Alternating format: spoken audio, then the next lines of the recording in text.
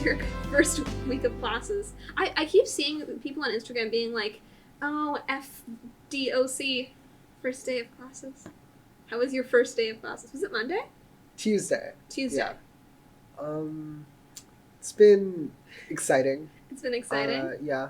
It's been very tough. Yeah. Taking a lot of classes this semester. 6. Definitely. And So, a lot of different places. Yeah. Yeah. But it's been overall very interesting. None of my classes are useless, or like all of them are. Amazing. We love when none of our classes are useless. Yeah, me too. Yeah. Yeah. School is always, I feel like as soon as I get here, it's just like my entire personality switches up from the summer. And it's just like, okay, it's school time now. Yes, 100%. Definitely. There was like a very remarkable change between like August 31st and September 5th, Yeah. where I just had like this transition period of like, okay, like work mode over, Yeah. like have to like get into like the studying mindset. Yeah, time to become a completely different person. Yeah. Time to restart everything. And speaking of restarting everything, good afternoon, morning, and welcome to On the Dome, a podcast about how non-expert college-age youth think. And today, it's very interesting. I do not know if you actually qualify as a college-age youth. It's an interesting situation. So do you want to introduce yourself and explain that? Yes. Hello, I'm Vic. I am 17 years old. I am technically a student at CRLS, but I take the majority of my classes at Harvard and MIT. And CRLS is a high school in Cambridge. So you're a high schooler. But you are also kind of a college student. Speak on that. How do you feel about that? I think it's mostly a good thing. Mm-hmm. I feel very mature for my age, Mm-hmm. and also very, like I'm doing like very cool things that most high schoolers don't have the opportunity to do, and I think that's just partially because of like the way I think, but and like the way I act, but then also like what I'm doing, right? Mm-hmm. Like And by taking most of my classes at college, and then Mhm. also like working at like research labs, and like yeah, and just like the fact that most of my friends are like college age, like or Yeah. above, Yeah. like really influenced that. Mm-hmm. So I think that the best question to like get into everything is like, how did you get here? How did this happen? And for context, this being like you're, I think, the youngest researcher at the MIT Media Lab. You're one of the youngest researchers at Harvard's Augmentation Lab. Is that correct? You're taking a bunch of MIT and Harvard classes. You moved here to continue to study at MIT and Harvard. You transferred, right? So how did all this, where did this start?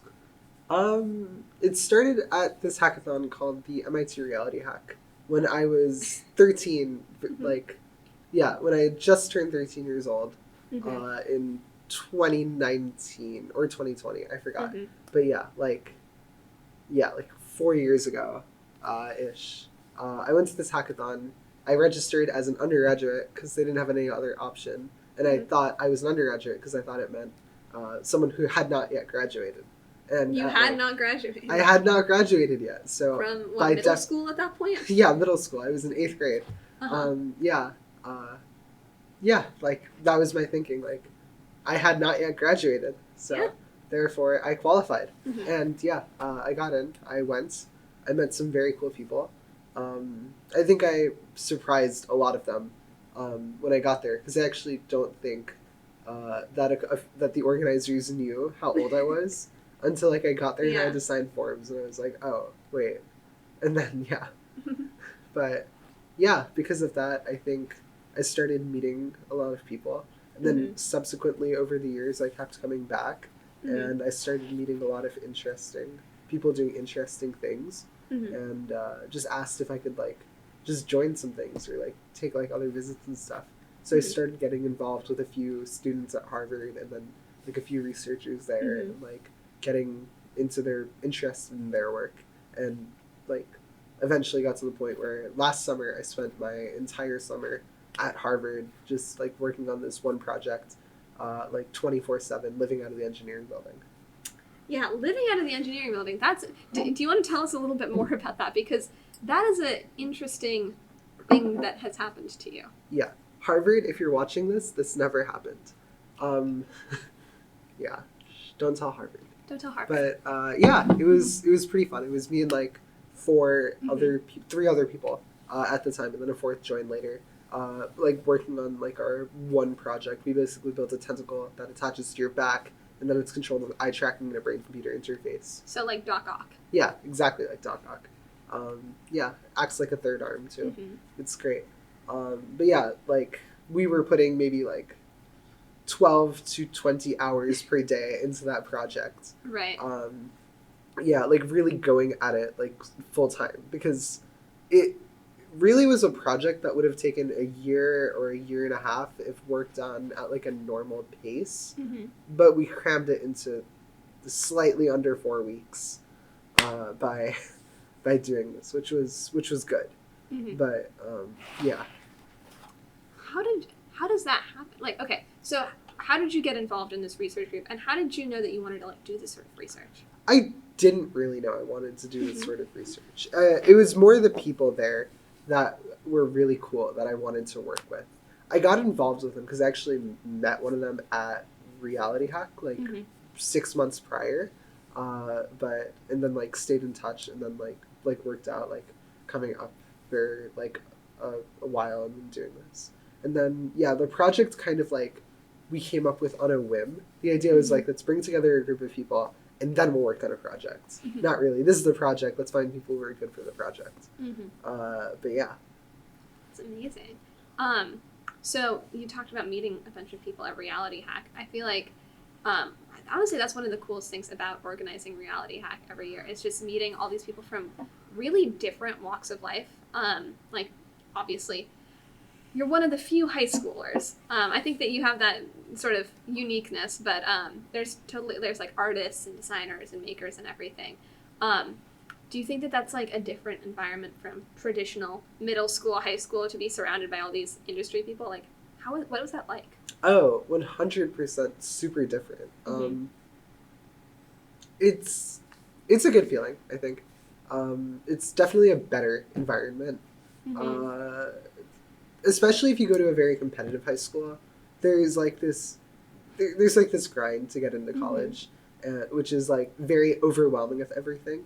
Like there are many people who won't do anything unless it can be reported on your college application, which I don't like very much. Mhm. I usually like to do things for fun first, and then like work out how I can put it on my resume afterwards, which I think is a better way of doing Yeah.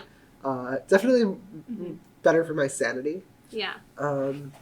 But yeah, definitely a very like different environment, because it's not very class focused. It's more about like creating than learning, Mm-hmm. or like learning through creation than just like learning by having someone throw a bunch of words at you for Totally. 40 to 90 minutes. And so you were doing regular high school for the past few years, and then just coming here over the summers and in January. Yeah. Was that like a big transition back and forth? No, I tried to spend as much time as possible in Mhm. Cambridge. Like I would like come up on like long weekends, like Mhm. every major like holiday, like spring break. We had like a week off in like February, winter breaks. But yeah, it wasn't terrible like moving here alone. Mhm. It's also been great because I have a lot of friends and just like a lot of people who helped me make that transition, which Mhm. was really nice. Totally. It feels like, so do you feel like you've already like kind of gotten some of the college experience? I feel like a lot of high schoolers are like, oh, I want this, and this in college. And like you've already like been studying at college. Do you feel like you've gotten the college experience already? Or, like, Yeah, you've I've experienced I've it? had a lot of the college experience. Mhm. Like, I've been to many more college parties than like a high school student should probably go to. I've done like a lot of like college age things. Yeah, Mhm. and just like because a lot of my friends are college age, and since I hang out with them and do the things that they do, just by nature, I've done like a lot of things that most people would ordinarily do, like a couple years after I've done them. So I think that then what's interesting to me is like I feel like a lot of people your age are thinking a lot about oh, I need to get into this college, and then I'll, if I get into X college or Y college, then my life will be set, Like, especially with the prestigious colleges, like, I'm lucky to go to MIT, right? A lot of people, they're like, MIT is the entire goal, and it's the entire, like, purpose of life or whatever. Do you feel like you have a different perspective on that now that you've accessed a lot of MIT without going here? Yeah, yeah, I think I think there are so many benefits that a Mm-hmm. lot of people actually don't realize about going to like a well-funded research school. But they're usually not the benefit that what people are really looking for. Mm-hmm. My understanding of what people want when they go to a prestigious college is that they don't actually know what they're looking for, right? Like I think it's like very short-sighted. Mm-hmm. I think there are a lot of benefits to going to like a school like MIT or Harvard or Stanford, Mm-hmm. but it usually comes through like I think the biggest one is the people you meet. Mm-hmm. Yeah, like you meet a lot of cool people and you have a lot of cool opportunities put in front of your face. Mm-hmm. Other than that, I think it's very similar to other colleges. Totally, yeah. Has it changed like what you thought you were looking for in a school by like being around Harvard students, MIT students, other college students? Yeah, yeah. Mm-hmm. My perspective definitely shifted over the past 2.5 years from like not knowing too much about what to look for in college to knowing that the main thing I really cared about is going to school with people who are excited and like-minded. Mm-hmm. Yeah, people like who are like interested by doing intellectual things, like Mm-hmm. and like find joy in that, which I also do. Definitely. So, yeah. But how do you like look for that? I'm just very interested because like you're one of the few people who has like you're still in the high school experience, right? In some ways, like do you still feel like a high schooler? That's like that's a weird question to answer. Yeah, that's why I asked it. Do I feel like a high schooler? Yeah. Um, hmm. I'm inclined to say no, but also kind of yes.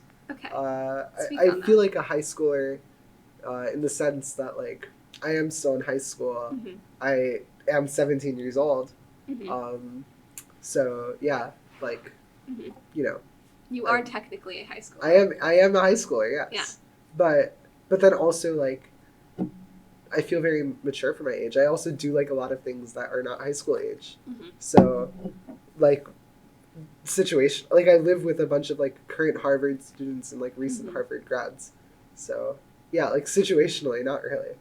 What's your house like? So you said you're living with a bunch of Harvard students. Do you want to elaborate on that? Yeah, so I'm living in a house called Schaus right now. It's myself and 7 other Harvard affiliated people.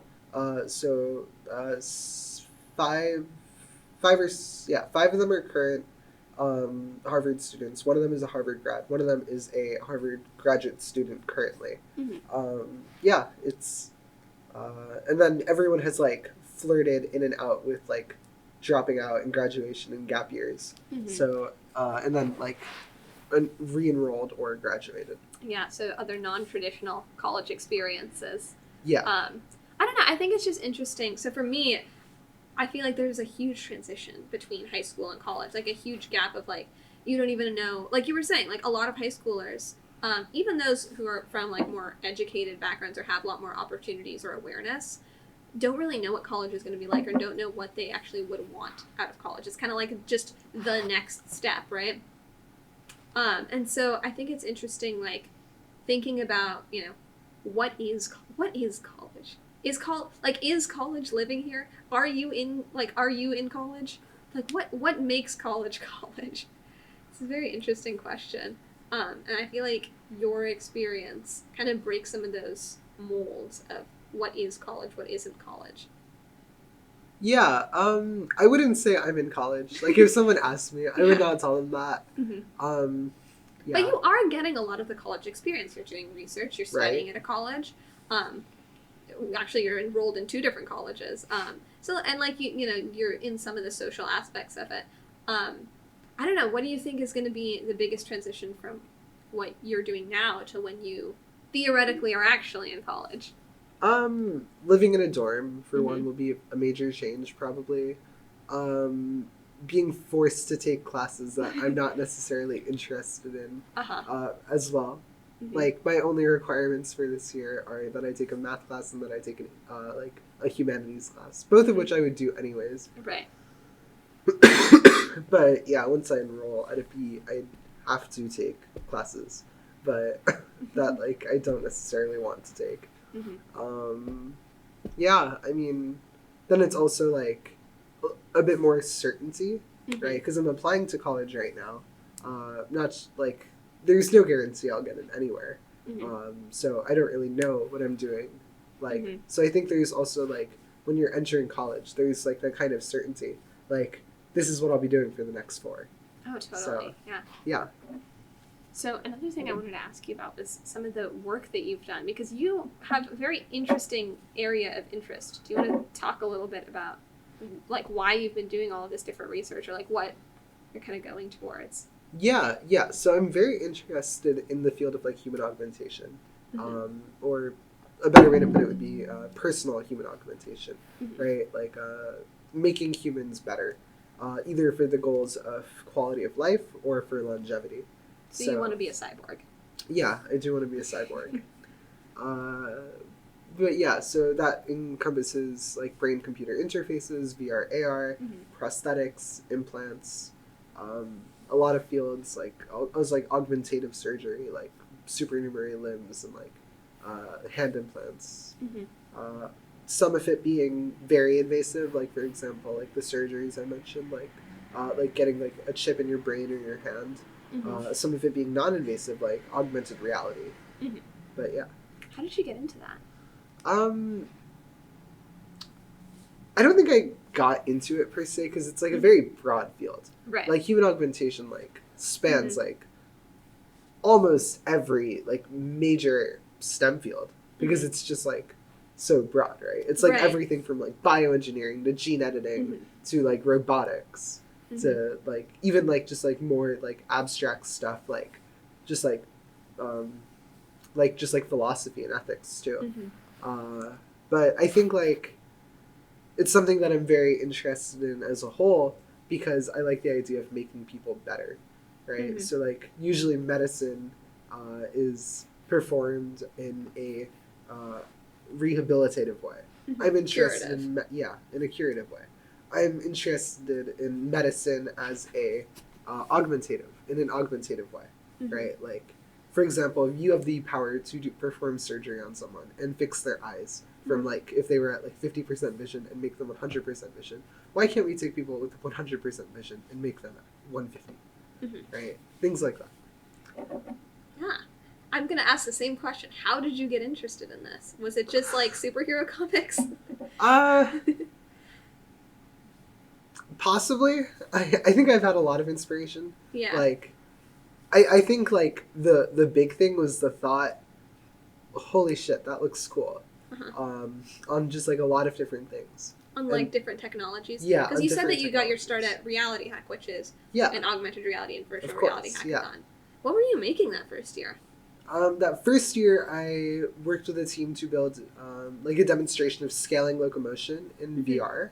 So the idea that if you get in a virtual world, if you get bigger, you can like walk around faster and like more quickly because you're bigger, right? Your legs move more distance. And then if you get smaller, you have much more precision, but you don't move as fast. Mhm. And you can also like explore like micro worlds. Mm. And we demonstrated this with a project we called Curiouser VR, which is like an Alice in Wonderland themed Mhm. game, like where she has the cake in the bottle, and like one or the other makes her bigger or smaller, and then you have to complete a puzzle, Mhm. like an escape room style puzzle, by getting bigger or smaller. Oh, cool. Designed for the original Oculus Rift. Wow. It's a blast from the past. Yeah. I don't like thinking about the fact that you were 13 in 2019. Yeah, it's Mhm. crazy. Time flies. Time does fly. It's crazy that that was like 4 years ago. But Yeah, so you started with that, and then in terms of human augmentation, you saw more other fields. So like, did you have exposure to like robotics, or like where did you get exposed to that sort of stuff? Was it in high school? Was it here? Somewhere else? Yeah. Robotics I've always been like Mhm. very interested in through my own projects. I was briefly on like the drones team at my high school. Like, then I captained it for like a Okay, year. tell me what a drones team is, because this is not something that I've heard of before. Yeah, competitive drones is like you have. Do you know how competitive high school robotics works? So it's like that, but with drones, and it's much shittier. That's why nobody does it. It's like the competition is poorly designed. There are very few competitors.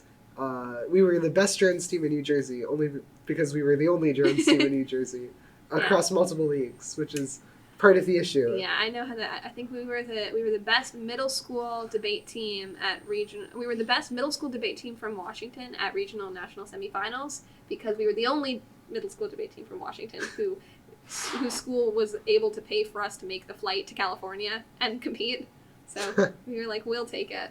Yeah. Mm-hmm. But yeah, it's like, that was just like a good excuse to mess around and then just like, play with technology and then like learn robotics, as well as just like teaching myself to do a lot of things in robotics, like teaching myself how to CAD, teaching myself like how like electronics work, like just messing around with RPIs and Arduinos and just like building snap circuits and stuff, and then just like making little mini projects from time to time. Mm-hmm. And then you're doing work with drones now, or did you do it this summer? Yeah, so this summer I worked on a project at the Media Lab, like a BCI drone swarm project. It's currently ongoing, but the first stage of it was what we built over the summer. You basically using like an EEG, electroechogram, and electrooculogram (EOG) device to control a tandem like set of drones. So mind control to like move two drones for those not familiar with like Technica. But yeah. So what inspired that project? Was it your idea, or was it an existing project? So my mentor who I was working with the Media Lab, or I guess the entire lab as a whole, Fluid Interfaces is the name of the group, is very interested in brain-computer interfaces. With that in mind, I've always had like a vested interest in drones. So I kind of figured, like, what if I put two and two together, right? Like, we can make like a drone project controlled with brain-computer interfaces. Totally. You've done so many different projects. I mean, and that kind of speaks to like what you were saying with human augmentation. It's a bunch of different fields together, and you've done so many different projects for someone your age. Do you think that was influenced by being around people older than you, or do you think that, or were you just like, making stuff from age like 11 and you were just really young and making a lot of stuff? I think the quality of what I made, like, definitely, like, shot up, like, several tiers when I started working with people in much, like, higher, like levels, or much more demanding levels of, like, quality than I would have by myself. But in terms of, like, actual, like, number of projects, like, I've consistently worked on, like, 2 to 3 projects per year, every single year, since, like, age 12, I think. Right. Or even before that, actually. Like, like, when I was, like, a little kid, Legos were, like, all I did, like, 24/7. Like, just, like, building new things and, like, just designing Legos. And, until, like, I eventually replaced Legos with, like, block code and block code with actual code. And then like, added, like, electronics to code. And then, like, added other things until I eventually, like, just became, like, competent enough to actually build things that were useful. Yeah, so you were always, like, a maker, and then you got access to all these people through Reality Hack, mainly, is what you're saying. And, like, met a bunch of people and were like, oh, I could do this, I could do that. And then that's how you've sort of taken your projects up a notch, I guess? Yeah, definitely. It also has to do a lot with just, like, talking to people and like basically making opportunities for yourself. People tell me that I'm good at like networking, but I don't think I'm good at networking. I think I'm good at making friends. And usually through friends is how like I find opportunities to like go to events, like attend like guest lectures, you know, like get recommendations for like things to do or things to learn, and then learn about different fields, and then you're able to apply them into your projects. And then get excited, and then like, and then just like get introduced to new things. Yeah, I think one of the main things that like, okay, 2 different points here. So I'll address the first one, and then you have to remind me to get to the second one. I think that it's intimidating. Okay, because high school is terrible.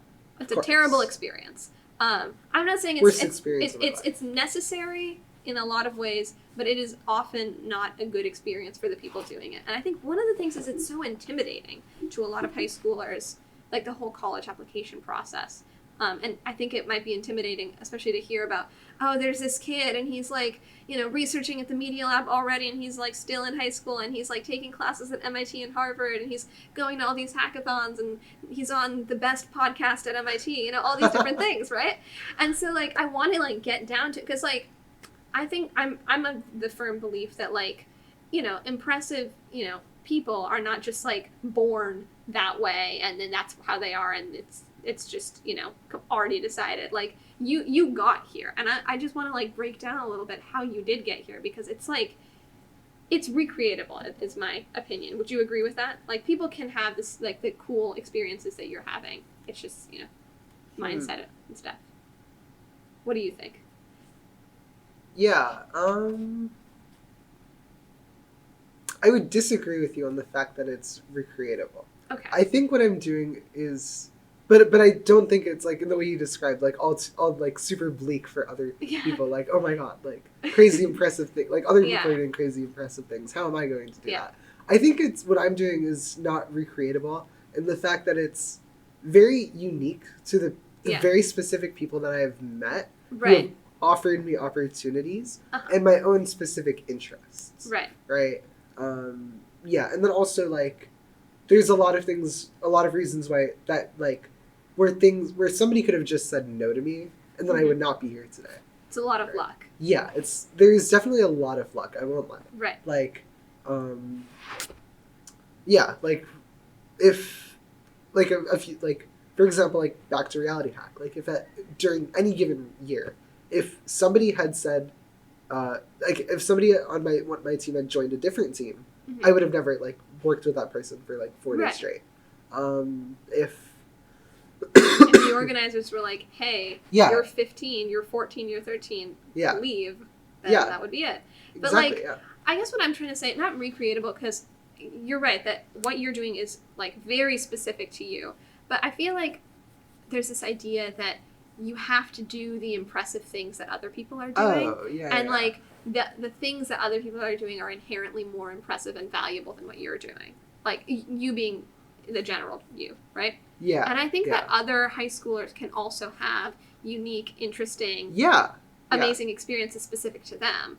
But the how is very, I think, hard for people to conceptualize, especially when you're in the box of high school, right? I think that the how is limited a lot of times by the box of high school, where you're focused on, you know, you have to get this, like, the good grades that everybody's getting, and you have to do all the extracurriculars that everyone's getting, and, like, you know, being, like, in that sort of very comparative space, right? Yeah. So how, like, how do you break out of that?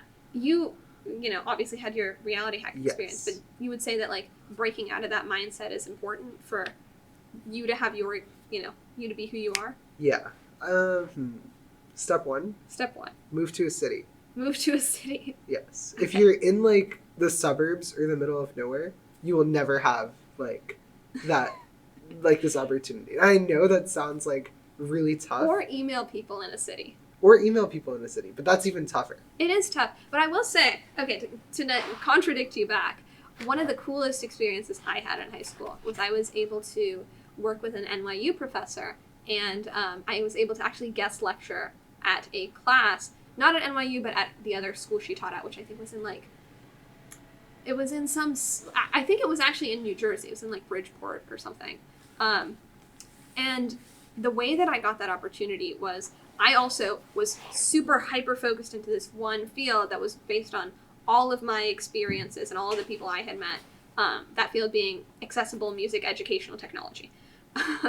Very hyper specific. And so I like went online and I found the one professor who was doing that, who happened to be at NYU, and I emailed her. And then that's how I got all the opportunities. It's probably one of the main reasons I'm here. But like, it definitely is about finding those hyper specific people. And those hyper specific people, you are right, are mainly in cities. But I think that it's good that we have the internet. It's not so bleak if you're like in Iowa. Yeah, I agree.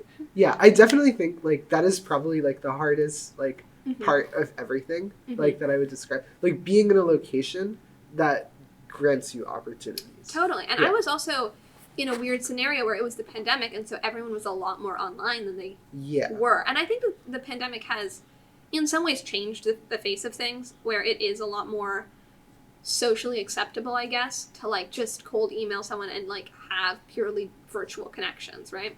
Yeah. Zoom, it's powerful. My second point would have contradicted say it anyway. What you said, but step 2, ambush school people. Don't email them. Just ambush them. Like figure out where they work, figure out like when their office hours are, figure out who their friends are, and just like ambush them, like in person. Right. And yeah, it sounds terrible, but it is the best way people. to get. You heard it here first. Stalk people. But it's the best way to get someone's attention, and it's the best like way to get a fast response from them.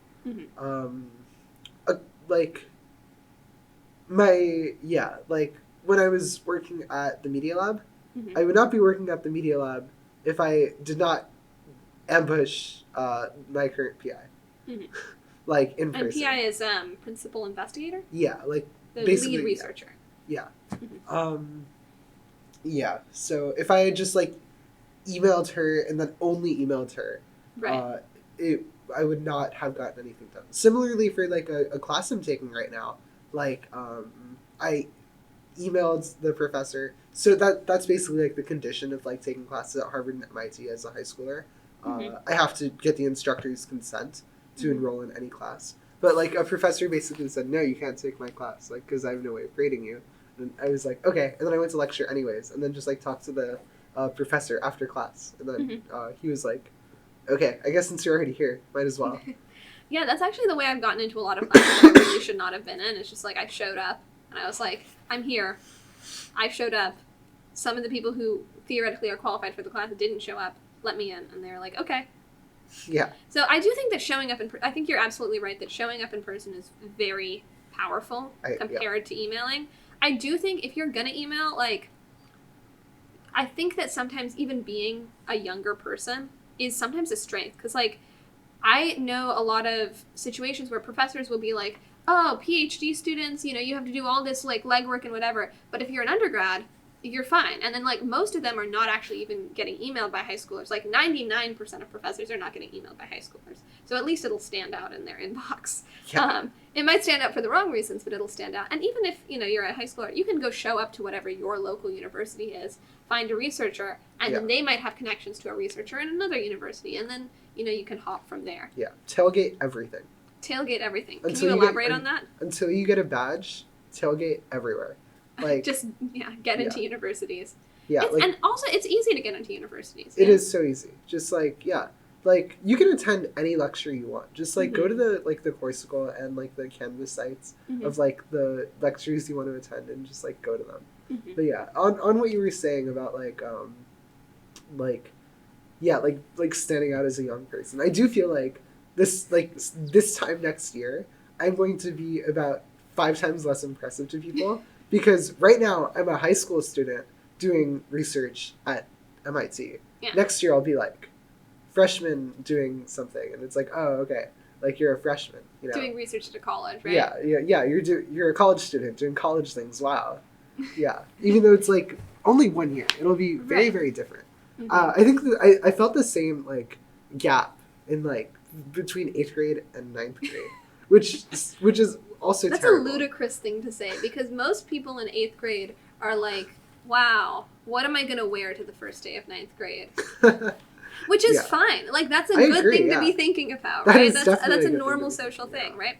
But Yeah. it's crazy that like, but it is true, and I think that there are a lot of things that high schoolers can take advantage of because of that. Like you're like the ability to be a high schooler and to show interest in things that most high schoolers, through the virtues of our school system, are not exposed to be thinking about, right? Gives you an advantage, right?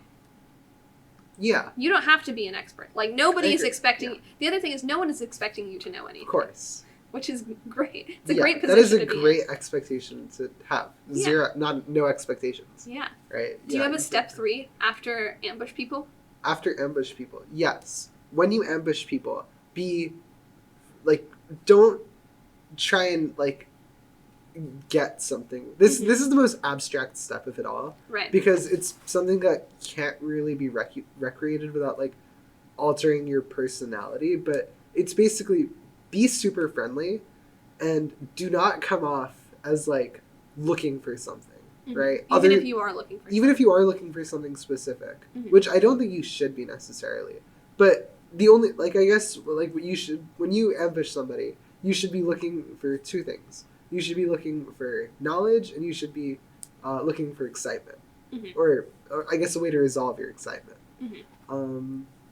But yeah, so you shouldn't be, like, go to someone and then immediately say, hey, can I work for you? Or, like, can you invest in my startup? Or, like, yeah, things like that. Like, before anything else, befriend the person you are talking to. Right. Because I think that a more specific way to say that might be like, instead of being like, I want something specific, be like, I want this connection, and then whatever results of that connection, like, you know, maybe they can't give you the exact one thing that you're asking for, and then that would be the end of the conversation, right? But if you leave it like Yeah. open-ended, then they can be like, well, you know what, I can give you this, and it might be something that you've never even thought of. Yeah. But yeah. like, you know, it's cool. Yeah, for sure. Mhm. Yeah, and then, yeah, concurrent to step 3 would also be talk to as many people as you can, make as many friends as you can, even if they're not someone who would be able to give you very much in like a very traditional sense. Like if you befriend an undergrad, there's like a sub-zero chance that they will be able to offer you like an internship of any sort. But it's good to make friends anyways because you get a lot from those friendships, right? Like projects together, they might become a co-founder. They might just be They someone might you go to invite you parties to a with. party that Yeah. like has someone else that and they Exactly, also yeah. might just be your best friend, you know? Exactly, yeah. Like, yeah, and the more people you know, the better. Yeah, like Luca commented, it's scary that I know so many people at MIT without going to MIT. But I think it's not scary. I think it's a good thing for myself. Yeah, I think it's But, yeah. I think it's really good. Yeah. I think that to the second thing, you didn't remind me, but I remembered anyway. That's why I'm the host. I was gonna remind you. Okay. I just didn't get Sure. to that yet. Sure. Anyways, the second thing I wanted to talk about was the whole reason that I started this podcast was based on this idea that the unique thing about about being in the place that I am, which is MIT, is the conversations you have with people.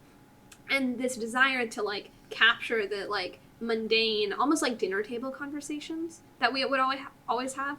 And this idea that like the benefit of college, that both as like institutions and also just this time in people's lives, is the people you meet and the people you talk to. And I think that it's an interesting idea that you don't really need to like be at a certain institution as a like enrolled student to do that, right? You are not an official student at MIT. You are not an official student at Harvard. But you wanted to meet those people and you wanted to have that experience, and so you just went out and got it, right? Yep. And that is something that other people can do. Yes, anybody can do this at any college, basically. Yeah. Just, yeah. As long as you don't get kicked out or like caught. And if they're like, oh, there's a high schooler in the class, what are they going to do? They're going to be like, okay, can you leave the class? And then you leave the class, and then what? No harm, no foul. You know? Exactly, yeah. That's like the other biggest thing. It's like the worst people can tell you is no. Right? And like, if you don't ask, then it's already a no. Exactly, yeah. So, yeah, there's never any harm in asking for anything. So would you recommend other high schoolers to do what you did? Um, Or to do similar things in their interest to what you did? yes, I encourage all people to seek challenge and to push themselves out of their comfort zone. Because I will say it's not exactly like the most comfortable thing. It's not like it was like the least path of resistance, Mhm. if that makes sense. Like the least path of resistance would be just like finish high school, go to college, get a job, retire, Mhm. right? This is definitely like very out of the way. It took a lot of like reading and a lot of like just planning ahead to make sure I wasn't like not like I was like not like ruining my chances at like a career or like a future or Mhm. anything like that. But I will say if you're a high schooler and you are not happy with your current situation in high school, then get out. Like go find somewhere where you will be comfortable and happy.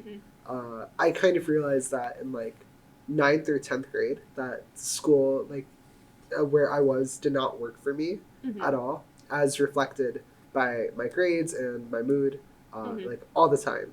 And I started like planning and like not without like a specific plan. I started like prepping for what I eventually did like over this summer, like moving to Cambridge for my senior year. Yeah. But yeah, If you want something, you can go get it. exactly. And I think that that's a pretty great note to end the episode on. So, thank you so much for listening. And this has been On the Dome. And then we get up, and then I'll leave some of this conversation in because it's like cold open. I don't know what you call it. Cold closing. Cold closing. Yeah. Refrigerator door.